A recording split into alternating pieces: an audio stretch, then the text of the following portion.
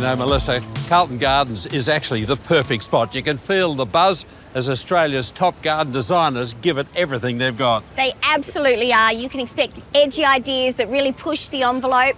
We're seeing floral designs that are just spectacular. Plants, products, so much more. There's something here for everyone. Come with us, we'll show you the lot.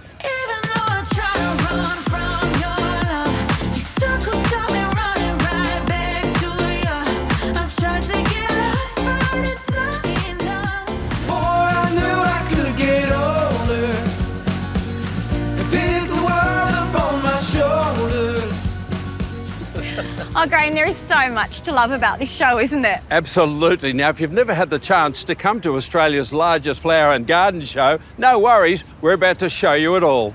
We are, and you can really feel the excitement in the air as the country's leading garden designers.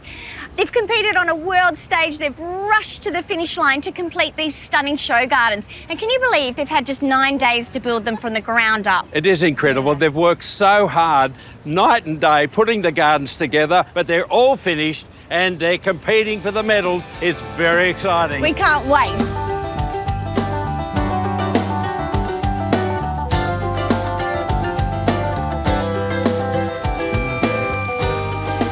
What I love about the show is you never know what you're going to get. And this year, strong curves, strict lines and geometry are a huge trend.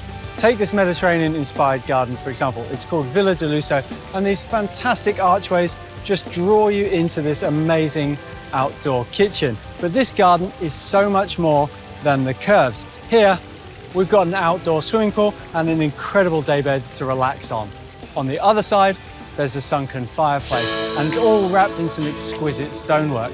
But of course, Melbourne is all about the plants, and this planting scheme is something that I love to do myself. Lots of rounded shrubs with softer perennials. And one of the rounded shrubs they've used is actually an olive in a topiary ball. This garden is bold, beautiful, and elegant.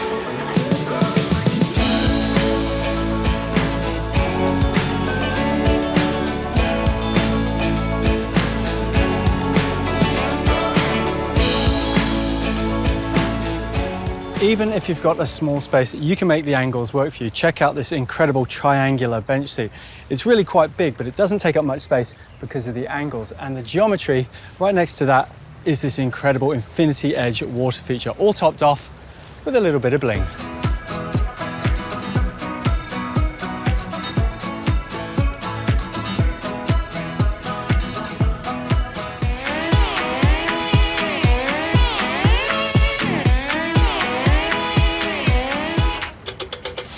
Honesty is a human quality. It's also a plant called Linaria. And when you look at the plant, it has this beautiful branching with these silver dollar-like flowers or fruits at the end of it. When you look at the design of Inga Jabara's garden here, you can actually see the branching, but there's no silver dollars at the end. In fact, from the air, you can actually see.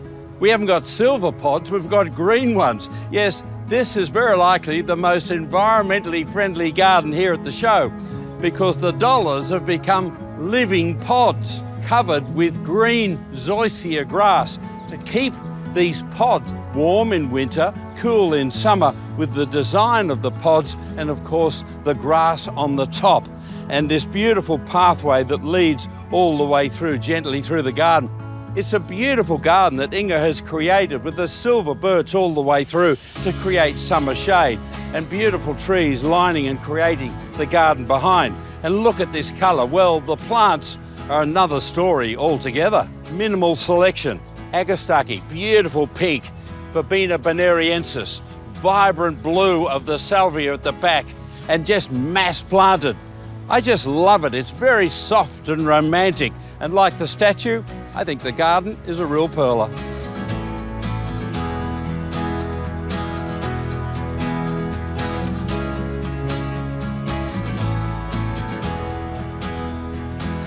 Landscape designer Christian Jenkins never fails to deliver with his spectacular show gardens. And this year, in his 16th year at the show, he's made a big splash with this beautiful Japanese-inspired wellness garden called Composition.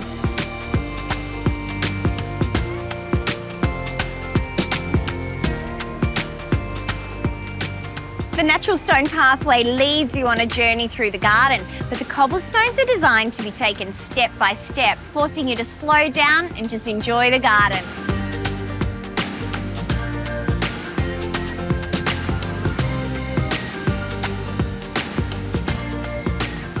Even the planting is designed to make the whole garden feel like a sanctuary. From the forest of Japanese maples around the edge, which create beautiful autumn foliage colours, to the fragrant gardenias and dwarf nandinas with stunning foliage.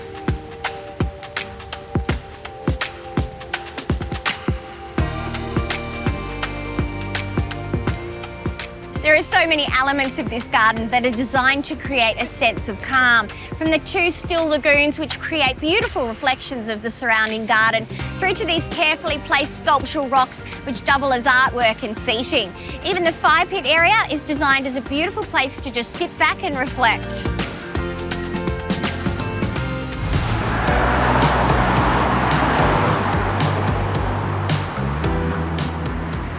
You know, for a bloke like me who lives in the country, I can see a few positives about living in units.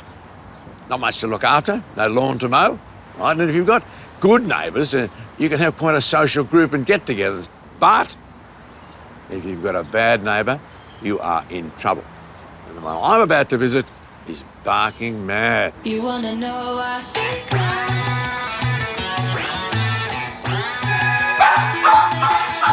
Hello, Dr. Harry calling. Can I come up? Okay, see you soon.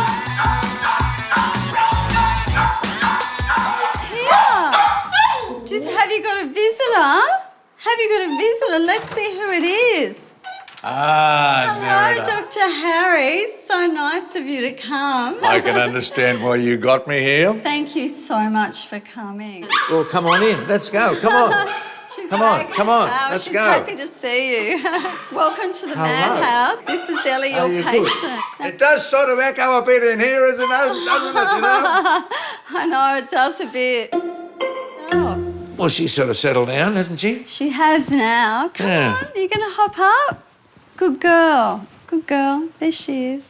So the problem is, right, in a nutshell, that she barks and barks fairly loudly when she hears the trigger, which is your bell. Yeah. So what do you do to try and control the problem? Well, obviously not enough. That's why you're that's here. not answering my question. To try and stop her, I just try to say, okay, calm down, sweetheart. And I get down close to her and I'd be Yes. patting her and just trying to console her. And that's all I know. Did she go to school? No. I'm sorry. I need you to show me your control in a training situation. In other words, how you can handle a dog. Ask her to sit for me. Just ask her to sit. Ellie, sit for mummy. Sit for mummy. Sit down for mummy. That didn't last try it very again? long. Can you ask her to sit for me, please? Ellie, look at mummy. Ellie, sit. Look at mummy. Focus. Sit. The next question is, Yep. will she drop? I've not taught her that. Oh dear. Well, we'll just cancel that idea altogether. Forget the drop, okay? Does she know to stay? Occasionally. Occasionally. I need to ask you this question. How often would you come down here and do what we've just done? Never. I come down to play with her. Oh, sorry. Sorry, Dr. Harry. You need to have control of her. But this is a situation where the dog is dictating to you. Okay. And that goes right to the very stage where the dog reacts to the ringing of the bell. Yeah. And your reaction to the dog is to get down to the dog and say to the dog, it's okay, baby. But that's not what you want to happen, is it? What you really want to happen is for the dog not to bark so loudly or bark so often. Yeah, that's what I want. So why are we getting down and saying to the dog, you're a good girl, Mum loves you? Oh, so I'm condoning the bad behaviour. You are rewarding bad behaviour. Oh, that makes sense. And when you're down there, You're just as important as the dog in the dog's eyes. And while you're up here, you're in charge. When you're down there, you're not. So don't get down to their level. No. But lots of things we're going to do, and I'm going to run you through it upstairs. Thank you. And it depends on patience, perseverance, and persistence. Well, I've got all that. I just didn't know what to do. I'm going to show you what to do. Thank you so much, Dr. Harry. Don't thank me until we fix the problem.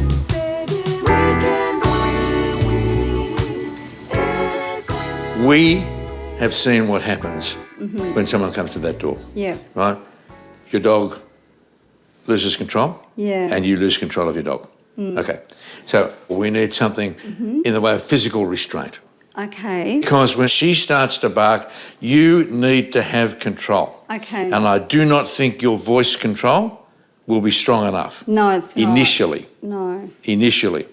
Okay? Okay. So I think you're going to need some rewards. All right. Okay? After someone's come to the door, Yeah. right, you say to the people, please don't react to the dog, Okay. because that becomes another reward for the dog. So do you want me to ignore her and pretend she's not there initially? That's what I want people to do. I want you to go, sit, drop, stay. Okay. We're ready to give it a go. We're ready. Are you ready, Ellie? Fingers crossed. Yes. Lead. Lead, loop on. Come here. Good girl. All right. Pick up a handful of treats. Good girl. Come here. Put her in sit. Sit. Good. Reward her for sitting. Here you go. Come on, here you come. Good girl. Try and get her to sit. Sit down, sit down. Sit down. Good girl. Okay, hold her there. So how's her temperament seem? A lot calmer. Yeah, she's a Good. different dog. Congratulations. You were able to direct the dog to do what you wanted the dog to do. And thanks to Nerida's continued training, Ellie's barking is under control. Good girl. And now she's the perfect neighbour. Some years at Easter I love to get away, but to be honest, my favourite thing is to stay home and cook up a feast for the family. And you know, this time of year there's so much brilliant produce to play with. So I headed down to my local Woolies and they have these incredible avocados right now. They're called Shepherds, and I reckon they are the perfect starting point for an incredible breakfast.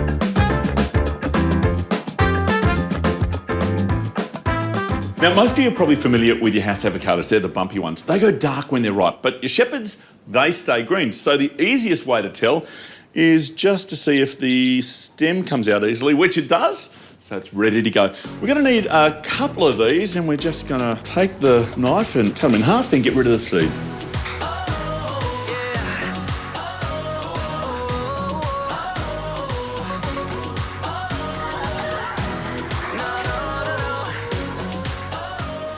Avocados are so good exactly as they are. They're even better with a little bit of garlic, and better again with some cumin and cayenne pepper.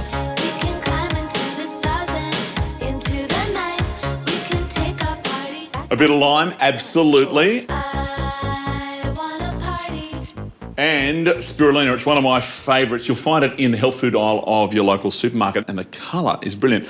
I reckon about somewhere around a teaspoon. You can always add more if you need to. Season it up, and then you crush it with a fork if you wanted, but me, food processor it is.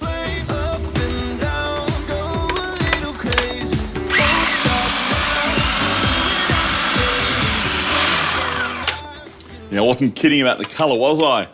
Look at that, and that's seriously good. Actually, probably better not double dip. But what I do want to do is to add a little bit of feta. Now, you want to make sure that you crumble it in. You don't want to puree it up too much. It's more like, well, more like folding, really. Like the California sun, counting hundreds one by one, driving your daddy's Mercedes like two bandits on the run. The feta is good, but why have one cheese when you can have two? We're going to use this grated nice and finely to make some crispy parmesan. What you'll need is a couple of trays and some egg rings. It's definitely the easiest way to do it. It's feeling good. In a moderate oven, 180 degrees, these will need about 15 minutes. You'll know they're done when they're golden and crunchy.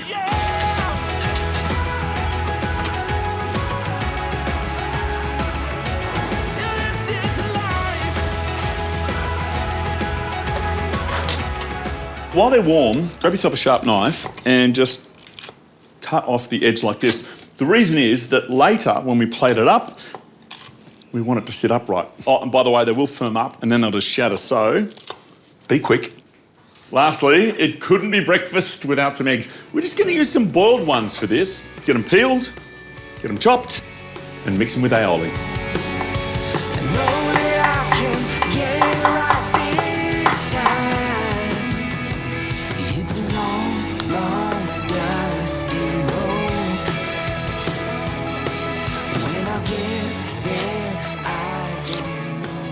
Putting it all together is really straightforward. You want to start with one of your Parmesan chips and top that with some tomato. After that, your avocado mixture. Then you're just going to repeat that one more time, Parmesan, tomato, avocado, and finish with a final piece of Parmesan.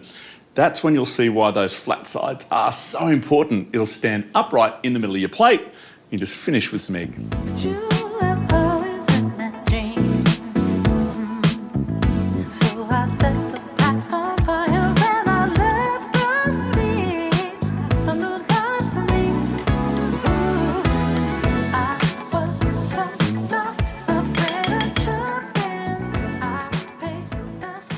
See, there really is nothing too complicated about doing it. No special ingredients, although the ingredients are good. More importantly, you can get yourself ready ahead of time because the avocado mixture will keep in the fridge for a couple of days and the Parmesan chips airtight on the bench for a couple of days as well. I guess in part it's because these avos come straight from Queensland, all Australian grown, which is brilliant. But the other thing is, shepherd avocados, as opposed to Hass avocados, they don't go brown, which means you can stock up with some extras while the prices are amazing. But one plate, good as it is not going to be enough. After all, it's an Easter celebration. So, I better get to work.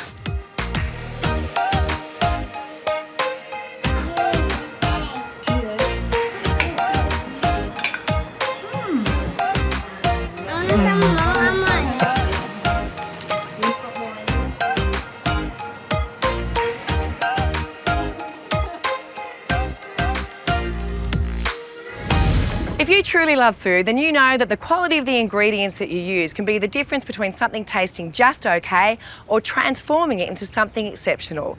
It's that passion for quality and creativity that has seen a Melbourne pop-up gelato store transform into a series of gelaterias across the city.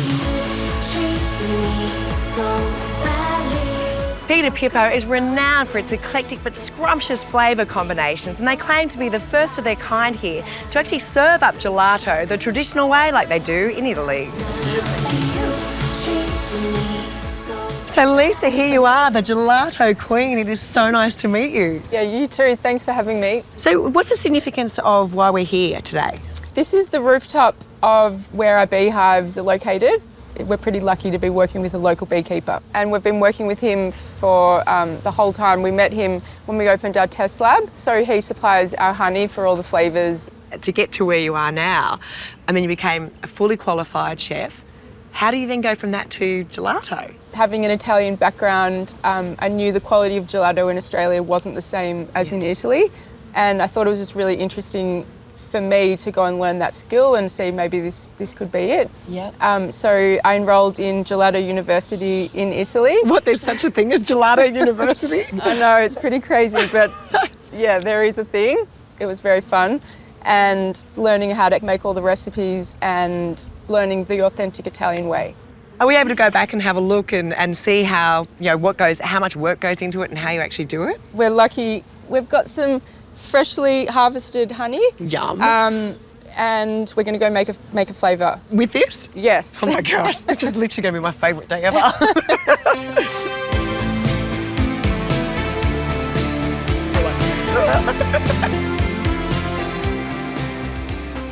Oh my goodness, now this is fancy. Are they chocolate taps behind me?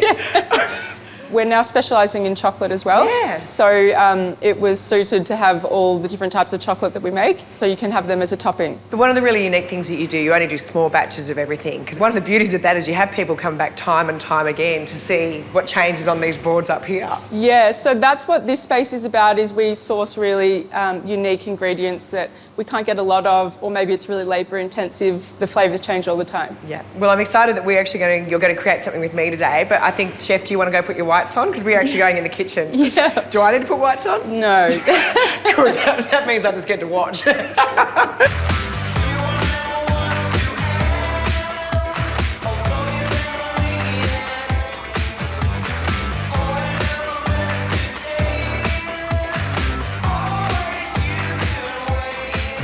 So Lisa, tell me about this recipe today. We are making a Gelato and honey gelato with greenage plum jam. So these are plums. I've never seen green plums before. Yeah, no, they're really amazing. It's actually, they've got such a short season, so it's really hard to get your hands on them. And now's the perfect time, and we've got a really small amount, so this is a really special flavour. Fantastic. And have you done this recipe before, or is this one of your new ones? This is a new one. Excellent. So I'm fascinated about the process. So how do you actually make gelato? So first we make a base that we use for all of the flavours. Yeah. This is milk, cream, and all the types of sugars that we put in and we pasteurise it. Yeah, okay. And then you have to age it overnight so all the ingredients set properly. So we add the Gelato. This is a mix of sheep and goat's milk. It's an aged cheese. They use this for more savoury purposes. Right. But we're making it sweet today. So then now I add the honey.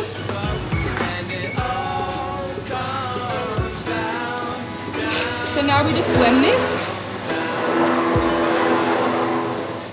This is the gelato churner. It freezes it and turns it into gelato. It honestly looks like meringue. I wasn't expecting it to come out like that. We've made a greenage plum jam that we're going to fold into it.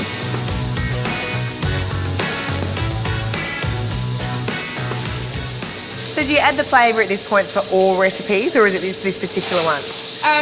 When we're adding jams and cookies and additions, you always add it Afterwards. after, and then if whatever the flavour is, you blend that all together. Yeah. This is quite quick in the end. This is, but I'm watching, like, your team has not stopped since we've been here this morning. They have just been on the go the whole time. Yeah.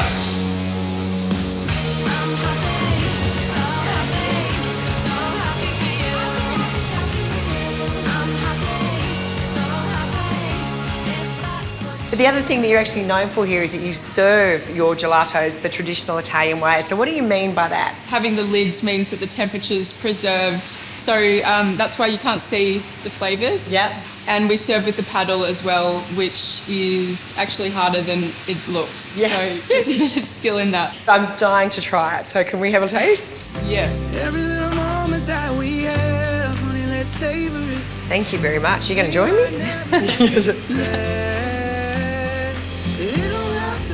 Oh, wow. First thing that hits you is the taste of those plums, like not too sweet, absolutely gorgeous. And then obviously with the sheep and goat's milk, it's a perfect combination. And then the lingering aftertaste of the honey, that is unbelievably beautiful. It's very good. It's unbelievable. Pidapipo perfection.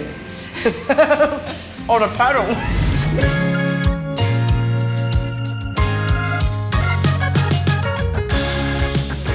Here at the Melbourne International Flower and Garden Show, it is an opportunity to push the boundaries and take the plunge. This garden was designed by Darren Bradbury, and it is a dry garden that is super sleek and ultra luxurious.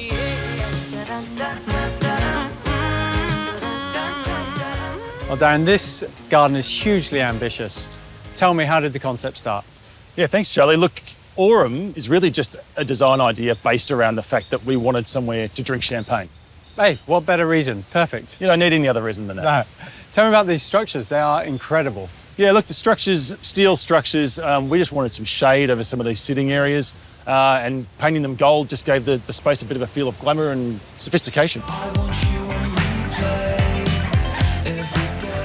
If you're after a dry garden, but you want something a little bit softer, well, this is the one for you. Yes, it's got all your classic drought-tolerant plants like your agaves, but it's been softened by this lovely pearl grass that's been left to brown off.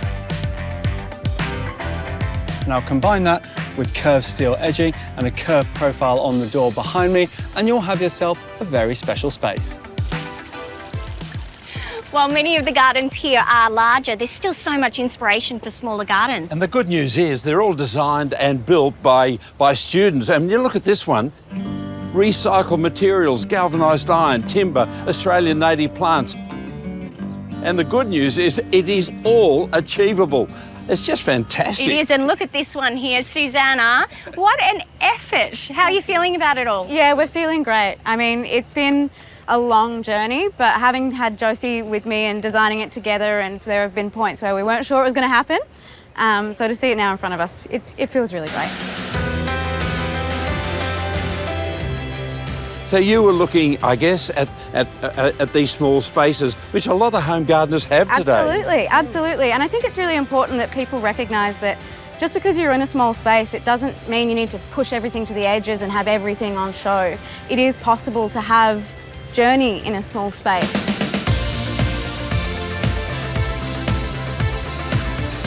And there's heaps of inspiration for small spaces here. A carefully positioned mirror like this can double the size of a garden. And I love the way the frame of the mirror has been softened with this gorgeous planting. Really helps to enhance the illusion. Now, when you're positioning a mirror at home, just make sure you think about where you put it. You might even want to put it on an angle. What you want it to do is capture a beautiful scene so that you can really trick the eye.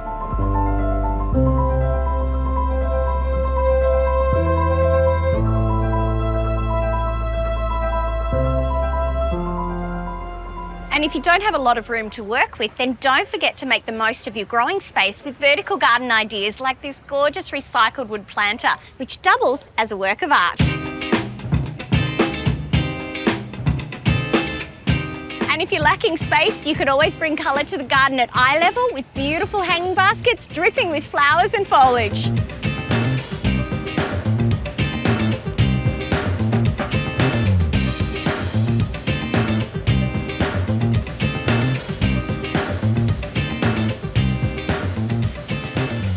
Plant selection is the essence of modern garden design, and these 12 garden beds here, all 2x4 square, have been created by the students of the London College of Garden Design. And there's a base here in Melbourne, and the students have gone for a mass collection of plants. But I'm noticing, not only here, but in home gardens around the country, ornamental grasses like this miscanthus. They're everywhere.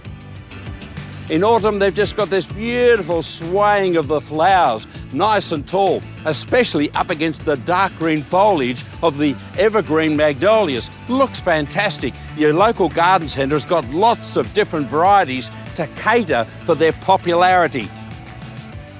Ornamental plants and the colour and the grasses are just fantastic.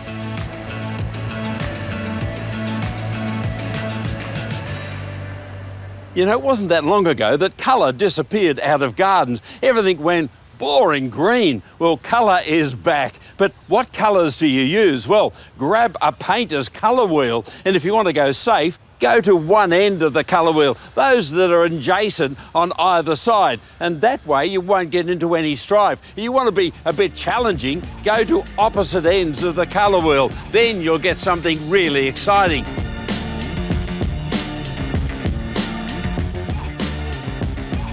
When you're one of the best growers of dahlias in Australia, what do you do next? Well, you join the elite families growing fantastic tulips and hyacinths.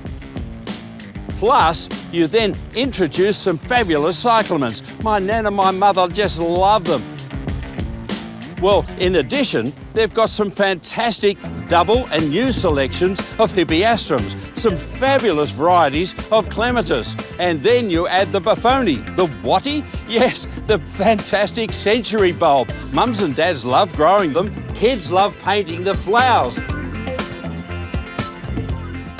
Welcome to the incredible Druid Bulbs display 2023. It's sensational. At my house, we go all out for Easter. And while I love a good Easter egg hunt, my favourite thing to do is decorate the house to celebrate the weekend with friends and family. It wouldn't be Easter without an appearance from the Easter Bunny, would it? So I'm going to make some very sweet little pom-pom bunnies that are a great project to make with the kids. It's super simple and you only need a few things. The main ones being some wool, and some wooden beads. And to get started, I'm going to use a wooden fork. You could use a disposable one, or you could get one of these little pom-pom makers, which you can pick up for a few dollars from your local craft store. But I'm going to get started with the fork. So you take a length of wool, double it over, and then thread it through the centre just like that. Then you'll take the full length of wool and start to wrap it around the forks. So once it starts to look full enough, you can then cut the wool and bring this loop round to the front. You want to just hold that with your finger, and you're going to just tie a knot there to hold it in place. With the knot tied, you can then take your scissors and start to cut up each side, and then you'll see that that pom-pom shape starts to form. And now you can remove it from the fork now that you've got the pom-pom shape. And you want to just take hold of that loop, because that is going to thread through one of these beads. That then is going to be the head.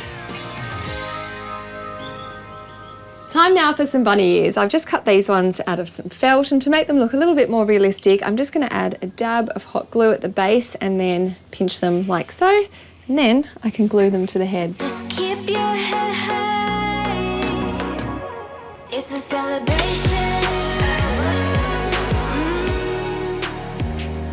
The final step is just to take a permanent marker and add a couple of dots for the eyes and a little heart for the nose. This little guy is now ready to be hung up. This next craft idea couldn't be easier. I'm using some pre-made paper mache eggs, which you can pick up from the local craft store. And I'm just going to add some pretty pastel coloured paint to the outside. I'm using an all-in-one craft paint, and I'm giving it 2 coats so that we get really good coverage. Now that the paint is well and truly dry, I'm going to start adding in the details. So I'm using this coconut fibre, which is going to be like the little bird's nest. So you just pop it inside. Then you can give your little chick its new home. And if you really want to go all out, you can add in a little egg as well.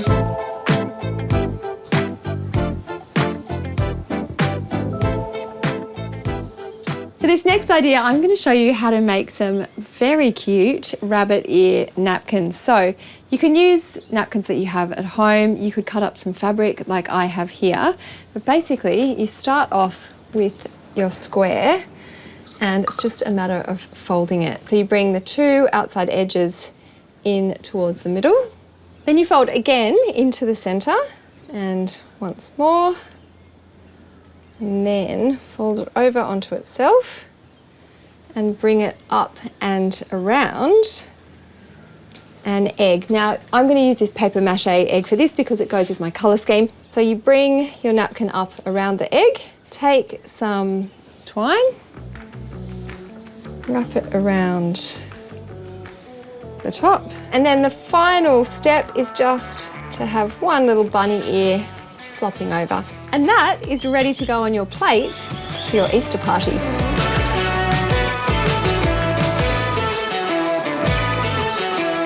If you want to dress up your walls inside or out, bunny bunting is a great way to do it. So I've just got some Hessian bunting here, and I've used a stencil to paint on some very sweet little rabbits. I've used some little mini white pom-poms as the tail, and then some dots which match our gorgeous eggs on the table. All very on theme, I think.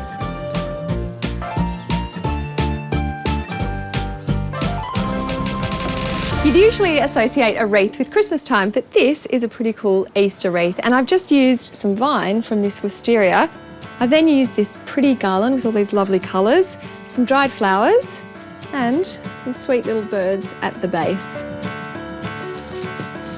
A table runner is an important element, and here I'm using an artificial grass one because it gives me that Easter feel.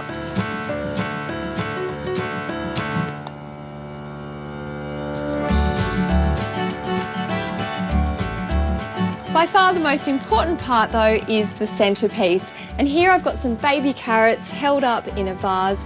In the centre I've got a jam jar, and that holds these branches so so that we can hang all our little bunnies and these sweet painted paper mache eggs.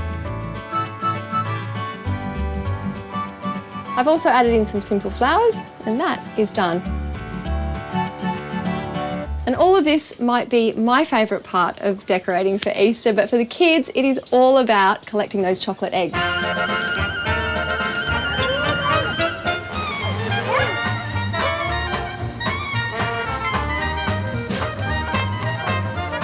So get the whole gang together this Easter and make your long weekend one to remember. Now I think I better go find some eggs. It looks like they're nearly all gone.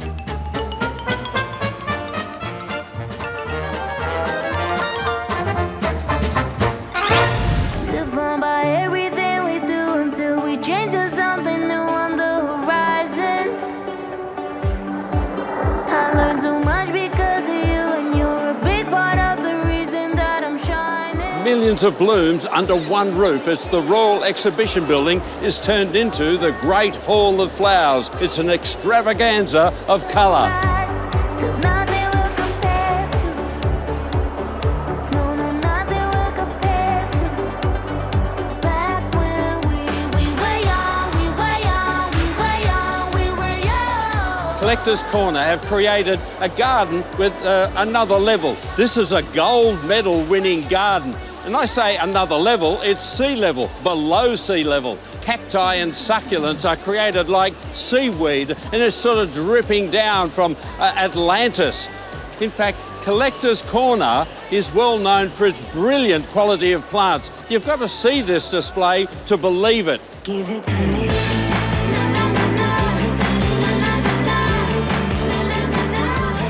Give it to me. How do you select your florist? Is it the quality of service, quality of plants, or are you attracted by the window display?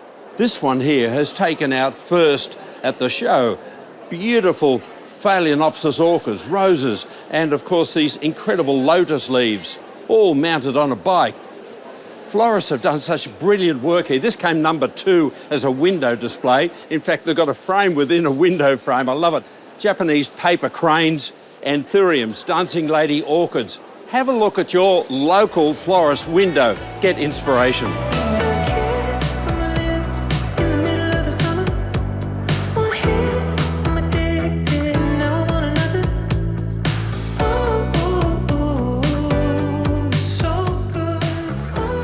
So many of the show gardens here are unique and beautiful and full of extraordinary design ideas. Now this one is all of that and much more. And you'll never guess who designed it? Our very own Charlie. Hello, hello. Hello. Fancy seeing you here. Welcome. Thank you, sir. This is the container garden. This is so impressive. You must be so proud. Oh, look, I've got a good team, but yeah, I am proud of this garden, very much so. Well, you and the team have done an incredible job. So tell me, what was the thinking behind the design? So this is an entertainer's garden, but it's combining recycled materials, like shipping containers, and giving them like a contemporary twist. So we've got some really lovely finishes on the timber, this incredible stone flooring, and it goes throughout the whole design. Yeah, you've given them a whole new life. You wouldn't even know that that was a shipping container when you walked through. Well, that's the idea, yeah. And the planting. I'm loving your combination of textures, colours. This is a really hotbed. So I found these incredible fan aloes and things like the agave parii, but then combining it with this. So this is a distilium, so that's relatively new on the market. It can take full sun, it can take full shade. I think it's going to take Australia by storm, that one. So this is quite a low maintenance garden. With this many plants, low maintenance? It could be a low maintenance garden. Lonely island. If I said I'm fine, I'd be lying. Honestly, Charlie, this is a showstopper. Beautiful, inspirational. I think if people at home were to take even just one of these design ideas, you know, back to their place, they'd have a very special garden. That's very kind of you to say so, thank you. Well done, sir. Thank you very much. I fell in love with this moment. Where did you come from and where have you been?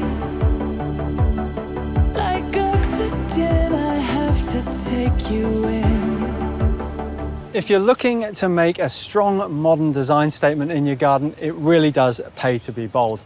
Take this garden by Irish designer Peter Donohan, for example. It's absolutely exquisite. We've got an enormous pond which has been dyed black so it's reflective. We've got stepping stones that just seem to appear, and you go past these incredibly large boulders. And at the back of the garden is a perennial planting scheme that I have fallen in love with. This garden is all about high drama.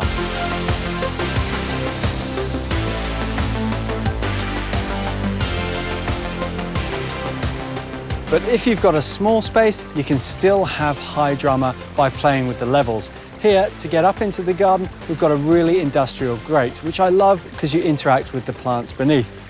Really lovely water feature that crisscrosses the path as well, adding noise and ambience. Above us are these incredible timber arches. You can imagine this at the top of your garden. What a great space to come up to and relax.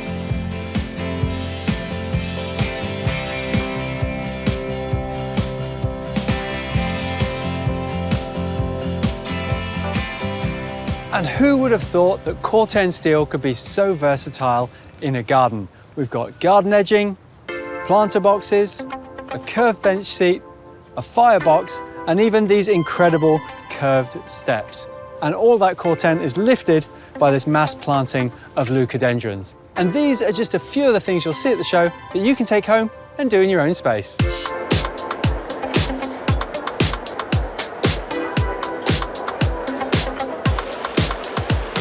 Well, there is so much to take in at the show, and the Royal Exhibition Building now has another attraction that you can enjoy all year round. For the first time in 100 years, Museums Victoria has reopened the rooftop dome promenade for daily tours.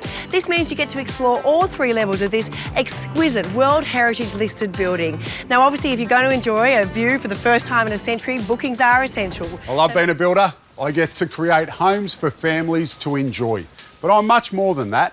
I'm a son, I'm a husband, but more importantly, I'm a father. And just like all the builders around this country, I know the importance of family. So when we get asked to use our skills to lend a hand, well, you don't have to ask twice.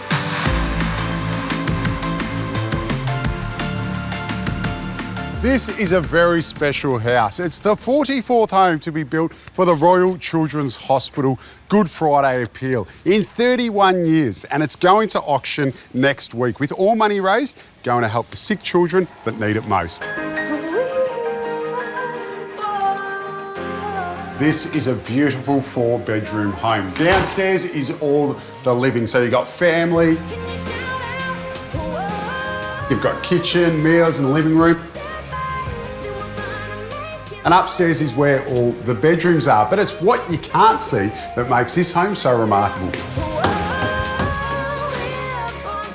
This is the master suite, and it is huge. It even has a beautiful big bath in the ensuite. But this home is a healthy home, so it's a 7-star energy rating. It has double glazed windows, upgraded insulation, and a 6 kilowatt solar system, which is going to help with those energy prices, which everyone needs right now.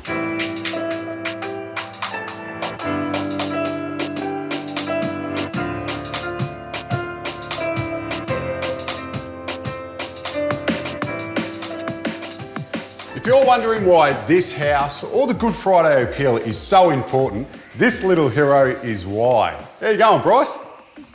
Good. You good? Yep. Yeah, very good. And this is your dad, Reece? Yep. How are you? So tell me about your experience with the Royal Children's Hospital. It's been pretty amazing. Yep. At about 6 weeks old, received a call from the Royal Children's that he'd been diagnosed with cystic fibrosis. From there, we got a introduction meeting with all our team. Went through all the requirements to keep Bryce fit and healthy. Since his diagnosis, there's been some amazing advances in medicines, which is going to really help prolong his life. Yeah, that's fantastic. And Bryce, tell me, mate, obviously you've been in and out of hospital. Yep. What are some of the things that make it easier when you're there? Sometimes we have to stay there for a night or a couple of days. Yep. The nurses and doctors come, so I think. The medical staff? Yeah. They're amazing, aren't they? Yeah. There's like this bingo thing there. Yeah, do you like doing that? Yeah, I won last time, but. You won it? Yeah, but the second time, no. So Reece, you work for Henley and they're part of this amazing build? Yeah, look, the generosity from Henley and Villawood is absolutely amazing, and they've helped so many people. So it's not just suppliers that donate the supplies, but it's tradies donating their time as well for these builds, is that correct? It is, yeah. Their time, they donate it for us. It's amazing.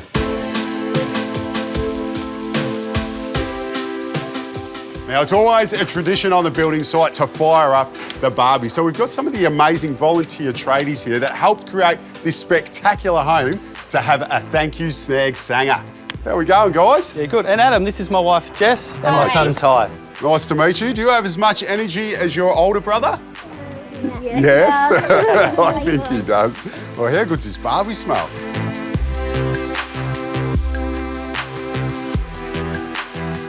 Mark, just want to say thank you, mate. It's an amazing job that you've done. Well, it looks like you got some food to eat, mate. It smells spectacular. Enjoy, guys. Well, from one tradie to another, I just want to say thank you to all the tradies that were part of this spectacular building. You can be a part of it too by donating to the Good Friday event.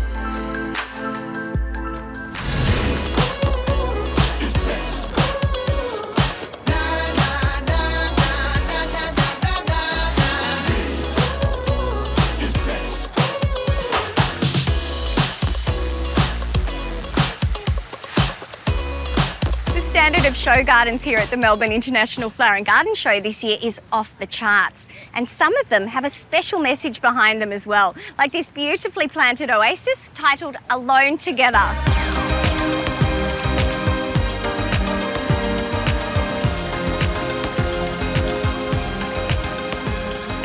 Matt, first of all, congratulations on such a beautiful garden. Thank you. So what is the message behind the design? So this year we were fortunate to partner with Beyond Blue in this show garden, and our focus has been around health and wellness through gardens and looking particularly at loneliness and social isolation after the pandemic. We looked at a garden that celebrated the health and wellness through garden design, plant selection, and overall landscaping plays an integral role in health and wellness. We all know that when we're surrounded by nature or we're working in a garden, we do feel calmer, more relaxed. Are you Absolutely. seeing those mental health benefits? Yeah, this year we've brought two different types of landscape together. We were really keen to celebrate the nation of large eucalyptus forests and ferneries found typically in a lot of national parks and combine and contrast those against the more perennial cottage-style gardens. We wanted to bring a really vibrant, happy garden, and we've also been fortunate with our particular site to use levels. So we've allowed our garden to tier down and create an immersive space, particularly in the structure and almost a cocooning space that we've brought in. So having everything set down and almost a nurturing landscape. Well done. I feel more relaxed, better mental health just being here. Fantastic. Thank you so much.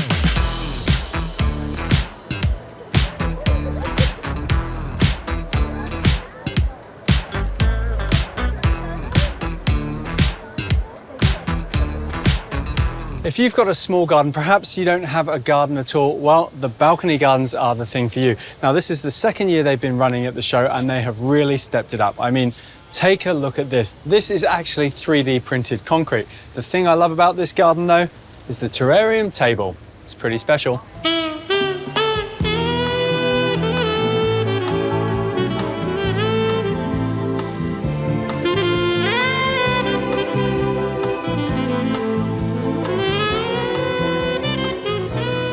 And this space is something completely different. The level of detail is really exquisite. Each one of these plants has rocks. It's like a little miniature bonsai landscape in itself. Shelves are a really easy thing to do, very achievable. That's just marine ply. And what it does is give you this lovely vertical accent, making use of the whole space. This one looks like no other balcony I've ever seen before.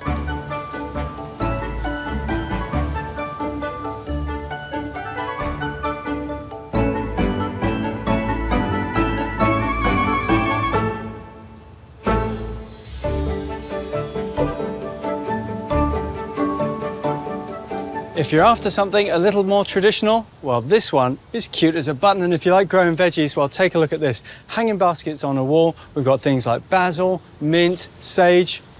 I really like this one too.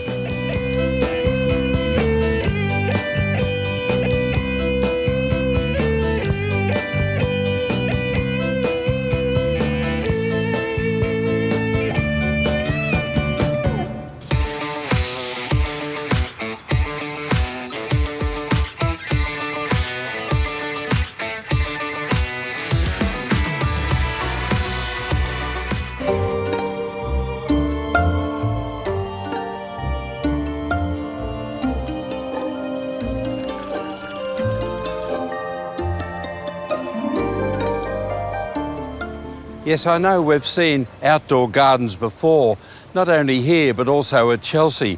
But Joel Barnett's garden mindset is quite different. What Joel wants you to do is to get out of the house, and the mindset is to actually to free your mind, to relax and get out into the garden, not only for the kitchen, but an outdoor bathroom.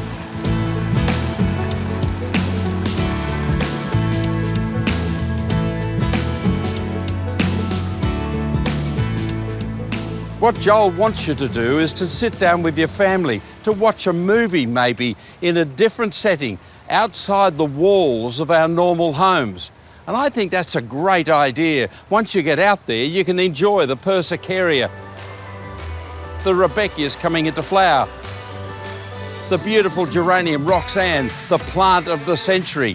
Then when you start to engage like the bees do with the flowers and the colour, then your mindset changes. And as for the travertine steps, unbelievable. Joel Barnett, 10 out of 10.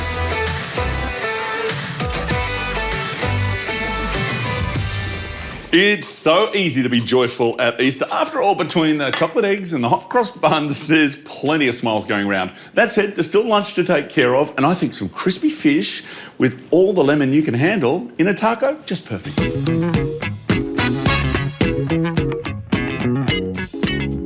That's right, lemons, they are in absolutely peak season right now. Good price, but amazing flavour and really seriously juicy.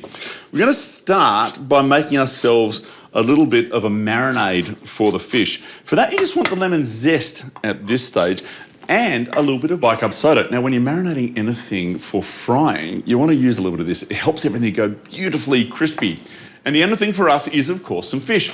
Now, at your local Woolies, you'll find there's plenty on offer. I've got myself a little bit of ling, and we're just going to cut that into pieces. Remember, this has to go into individual tacos, so you're best off in strips. Okay,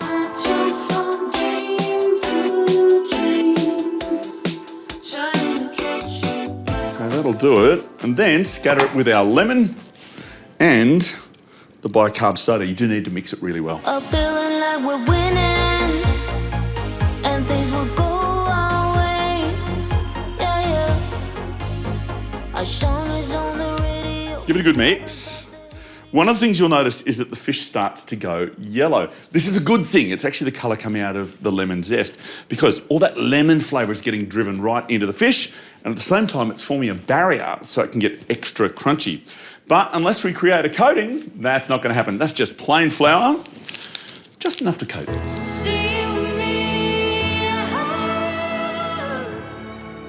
This needs to sit so that the flour can get absorbed. But while that happens, how about we make a sauce? This is about as easy as it gets. Chipotle sauce, you can buy a whole range of them. We're just going to combine that with some lime zest and juice, but then it becomes a bit wet. So what you do is just get yourself some bread. Good old white bread. Take the crusts off, chop it up and mash it all together. In the space of about 5 minutes, that'll all start to swell, and as a result, it's the perfect consistency.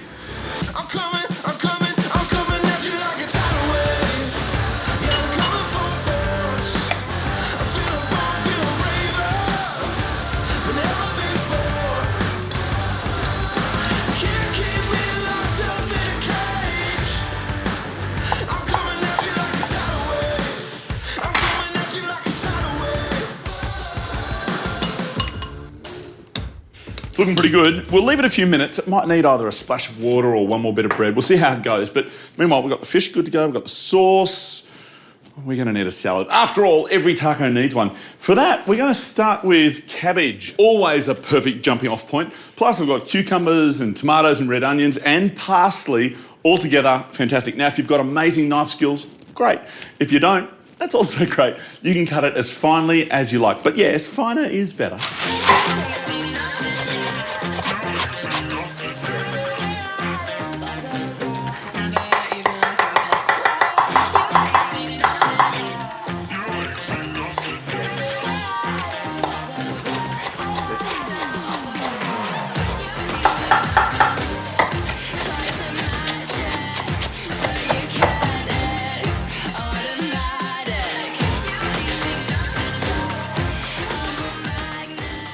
The very last job we need to do is to make our batter. It's really simple. A couple of lemons juiced. A little bit of lemonade. Old-fashioned stuff is best. Along with some plain flour and a little pinch of salt.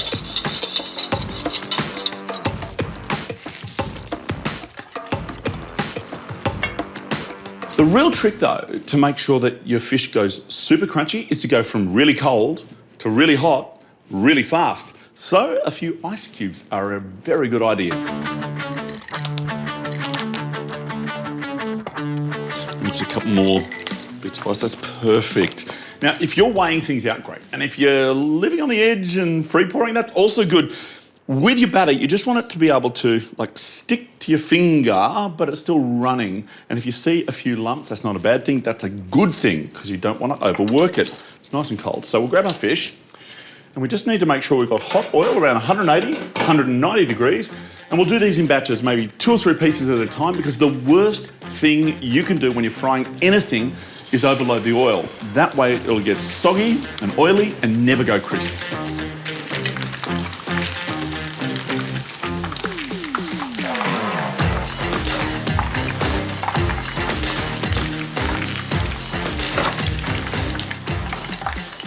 When it comes to putting it all together, it couldn't be easier. You just grab some of your salad and then some cheese if you want to use it. After that comes our fish, 2, 3 pieces, depends how hungry you think you might be, some sour cream, and then finally our chipotle sauce. Now the chipotle, I did promise you it would thicken up, and look at this. Some of that goes over the top, and there you have dinner ready to go. By the way, if your budget or your preferences run to frozen fish, there is plenty to choose from in the Woolworths' own range. So, no matter how you like to taco, make extras, because this is amazing.